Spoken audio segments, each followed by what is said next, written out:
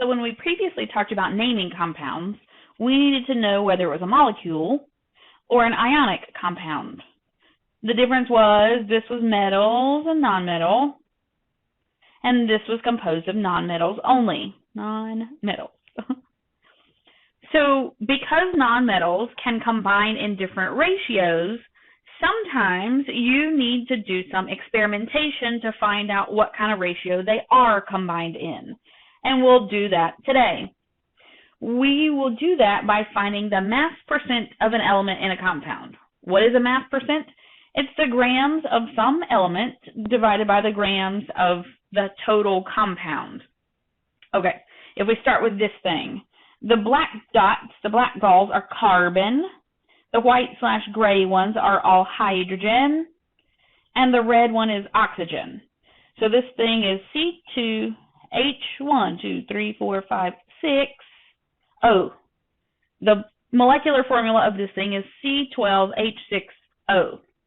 So if you added up a molar mass of this, carbon is 12 according to the periodic table, 12 grams per mole. Hydrogen is 1 according to the periodic table, and oxygen is 16 according to the periodic table.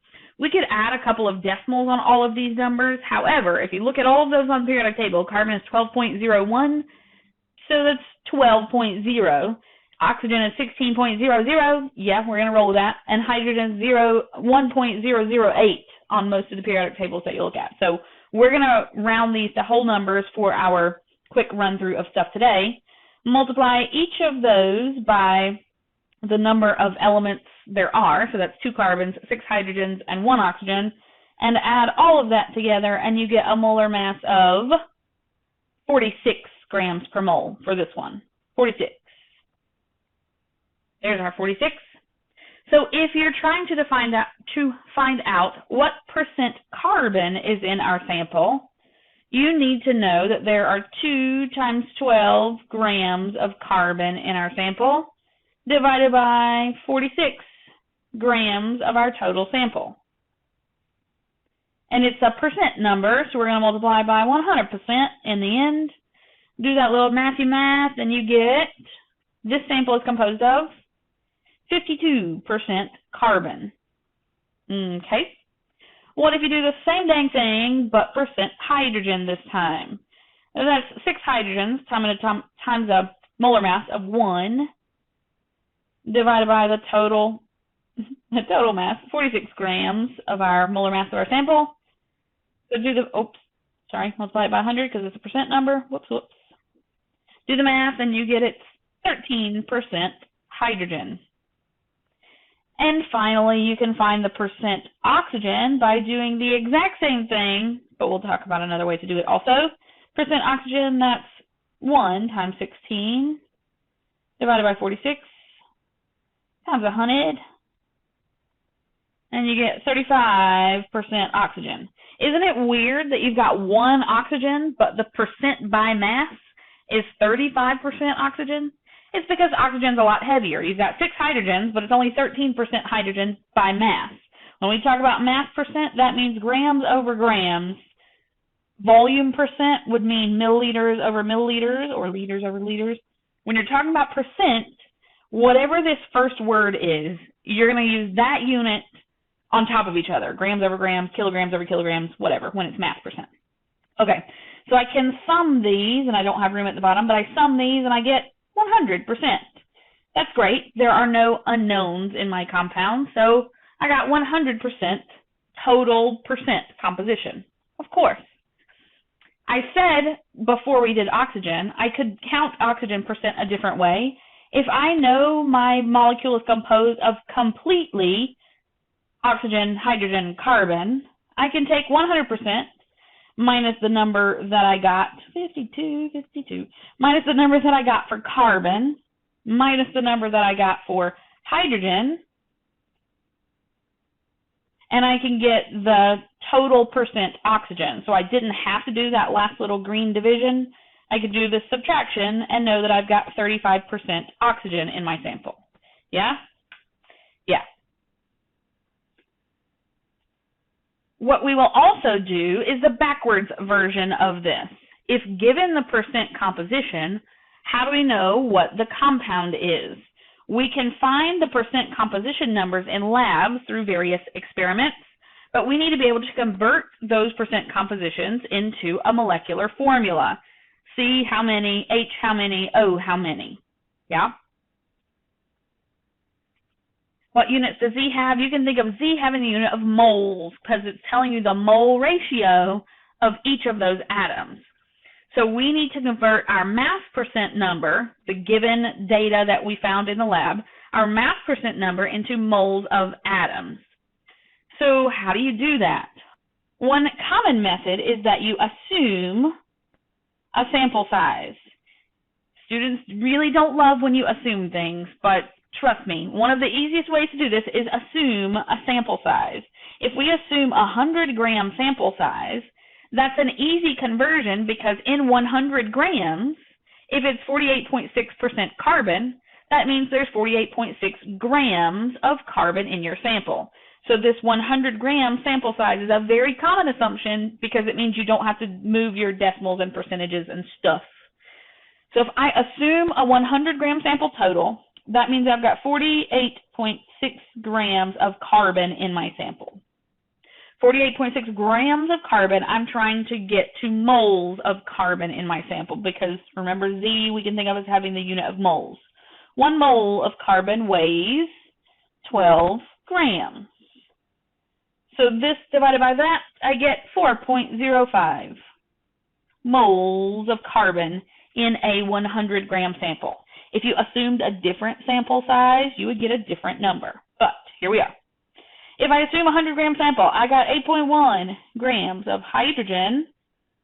1 mole of hydrogen divided by 1 gram of hydrogen. Ooh, this math is super easy. 8.1 moles of hydrogen. All right. All right, too big. We got to go to another slide to continue. And finally, oxygen. If we assume a 100-gram sample of oxygen, we've got 43.3 grams of oxygen, but 1 mole of oxygen weighs 16 grams. I'll pause for a quick second. Oxygen is a diatomic molecule, and because of that, students often get confused right here, and they want to put in 32 grams. No. We're trying to find how many oxygens are in this specific sample, how many moles of oxygen are in this specific sample. This is not a diatomic oxygen instance. This is singular oxygen that is being contributed to this molecule CHO stuff. So 43.3 divided by 16, I got my math over here, 2.7 moles of oxygen. So if we're thinking of that Z as a mole number, we can now take our numbers that we just discovered, our 4.05 moles of carbon, our 8.1 moles of hydrogen, and our now 2.7 moles of oxygen, and write out our formula. Carbon is 4.05, hydrogen is 8.1, and oxygen is 2.7. And you say, I've never seen a formula like that in my life. I say, you're right. So how do we get these to whole numbers? Because we only see formulas that have whole numbers down there. Divide everything by the smallest, so that's 2.7. I'm going to go to the left because I have a little bit more space over there. And that gives me carbon, 1.5, hydrogen, 3, and oxygen, 1. We leave out that subscript of 1 all the time. It's still not whole numbers, but those numbers are much more friendly for me to work with, so I can take this and multiply by 2 in order to get everything to become whole numbers. So my final formula is C3H6O2. That is the simplest ratio of atoms in a sample that has this percent composition, C3H6O2. That's called the empirical formula. It's the simplest atom ratio of all of the components. Yeah? Back behind my drawing over there, this is the actual atom that it is. You see those little gray dots? Those are carbons. There's 3 of them. Hydrogens, there are 6 of them, and oxygen, there are 2. Whoop, whoop. This empirical formula matches the molecular formula. Sometimes that's not the case. We'll talk more about that in a moment. So why does percent composition matter? Well, for one, we're going to use it in a few different things, but the hydrocarbons, that means a compound composed of carbon and hydrogen only, hydrocarbons can be burned as fuels, and different ratios burn differently, burn hotter or colder, give you more energy or less energy when it's burned. And so that can tell you about whether that would be an efficient fuel or not. So when you burn a hydrocarbon, that's called a combustion reaction. A combustion is always a hydrocarbon plus oxygen, diatomic oxygen. It will always give you CO2 and water, always and forever. A combustion reaction adds in oxygen, gives you CO2 and water. Combustion reaction adds in oxygen, gives you CO2 and water. Yep, I repeated myself. So what we can do to determine percent composition of this unknown hydrocarbon from the beginning is measure the carbon dioxide, CO2, and water output. If you measure the carbon dioxide output, that is related to the hydrocarbon input. Every single carbon in carbon dioxide has to have come from your hydrocarbon because you can't create or destroy atoms. Every carbon in carbon dioxide came from your hydrocarbon. Every single hydrogen in water came from your hydrocarbon. So if you can measure some things about your carbon dioxide and water output, you can make some assumptions. You can figure out what your hydrocarbon composition was in the beginning. So the way that's actually done is in an apparatus like this, where you're burning your hydrocarbon substance, pumping in oxygen gas from the left over there, and as you create carbon dioxide and water, those are both gaseous products, so they go through our 2 little chambers over here. One chamber collects water, one chamber collects CO2, and you can make some measurements on the CO2 and water that you collect. I've actually kind of already said this that's here, but every single carbon from your sample goes into carbon dioxide. So you can go from grams of carbon dioxide that you collect to moles of carbon dioxide that you collected to moles of carbon, just plain carbon, to tell you how many moles of carbon were in your original sample. Similarly, you can start with your hydrocarbon. Every single hydrogen comes from water. Find moles of water from your sample and then moles of hydrogen and get an empirical formula out of that. Ready to see it in action? Let's do it. A 1.74 gram sample was totally oxidized in combustion apparatus to give this. What's the empirical formula? So when we're thinking empirical formula, we're going to find the simplest ratio of atoms, and this one is a hydrocarbon. So that means carbon and hydrogen only. There's no oxygen in this guy. So we start with our grams of carbon collected. We could have started with grams of hydrogen collected, but grams of carbon collected, but it's not collected as sole carbon. It's collected as CO2. And we said if we know grams of CO2, we can find moles of CO2. 1 mole of carbon dioxide weighs, periodic table, summit, 44 grams. 1 mole of carbon dioxide weighs 44 grams. That tells us moles of carbon dioxide. But we don't want to know moles of carbon dioxide in the long run.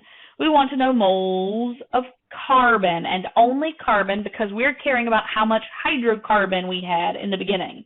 1 mole of carbon is provided for every mole of, that's CO2, not CO3, for every mole of carbon dioxide.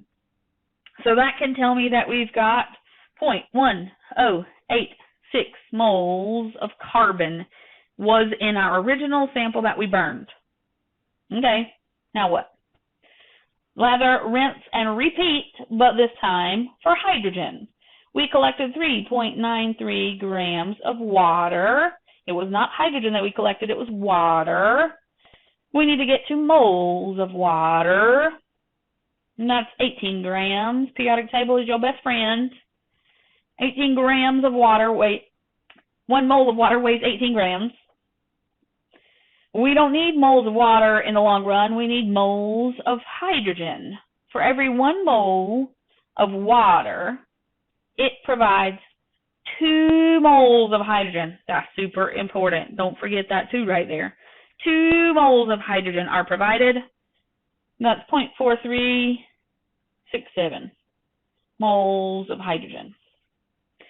So empirical formula is the simplest mole ratio of the components. We just did our math and found the mole ratio. We found that carbon is 0.1086 moles and hydrogen is 0.4367 moles. Isn't that super useful? No, not yet. Divide by the smallest, 0.1086. 0.1086. And that becomes the ratio is carbon 1, subscript is omitted because it's 1, and hydrogen 4, CH4. We must have burned methane. You don't have to know that's the name of methane, but we must have burned methane in this apparatus. Yep, cool. So that last example was just a hydrocarbon. It was just carbon and hydrogen. What if you also have oxygen and you're trying to find what the original formula was? How can the mass of oxygen be found if you're adding oxygen? We said every carbon in carbon dioxide comes from your hydrocarbon. Every hydrogen in water comes from your hydrocarbon. But we have oxygen in our sample in the beginning, plus we're adding a whole bunch of oxygen, and then oxygen gets divided into both of those things. How do I know if these oxygens came from the O2 I added or my original sample?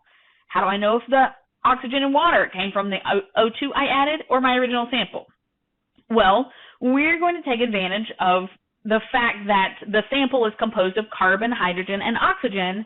If we do know how much carbon and hydrogen we collect, we can take our original grams of sample, subtract how much carbon we collected, subtract how much hydrogen we collected, and the subtraction there will leave us how many grams of oxygen were in our very original sample. So we will do that difference frequently, but that's only necessary when you have an extra element in your original unknown, like an oxygen. Empirical formula is good. Bill has more information, the molecular formula. So we can find empirical formula with our percent composition numbers. Let's do one more example of that. We'll work it out in painful detail. When you're given percent numbers, how do you start? Assume a 100 gram sample. Does it have to be 100 grams? No, but it makes the math easier. So if we assume a 100 gram sample, 83.2 grams of carbon, we want to know moles of carbon, and 1 mole of carbon weighs 12 grams. You're going to do the math while I write out the next one, aren't ya? Hopefully. 100 gram sample, 16.8 grams of hydrogen. 1 mole of hydrogen weighs 1 gram. I can do this math while I'm waiting on you. This is what I would be doing in a real classroom if we were doing this live. 6.9 moles of carbon is what I got. 6.9 moles of carbon. Divide by the smallest. Not 6.6, 6.9. 6.9. We've got C1, H2.4. Well, that's not super helpful. We need to find the least common multiple to make this thing a whole number. Let's multiply it by 5, actually. That might have been a little bit of a stretch for you to realize that's what you need to multiply by. We'll work on it. That makes this C5H12. Yeah. That's the simplest whole number ratio. Therefore, that's the empirical formula. But if we want to find the molecular formula, how do you find the molecular formula? In order to find it, you need one more piece of information. Can you see that back there? Let me get rid of this. That one more piece of information is you need to know the molar mass of your compound in total. So if you know that your molar mass is 144 grams per mole, C5H12 is our empirical. if we know that our molar mass is 144, what is our molecular? Well, the molar mass of our empirical is 5 times 12, because carbon is 12, plus 12 times 1. So that little empirical unit has a molar mass of 72 grams per mole. So I take my molar mass and divide by the mass of my empirical formula. That divides evenly, that's nice. So it takes 2 units of my empirical formula to get to my molecular formula. So that means 2 times empirical is my molecular formula. So that leads to my compound that I did a combustion reaction on is C10H24. Yeah? Yeah.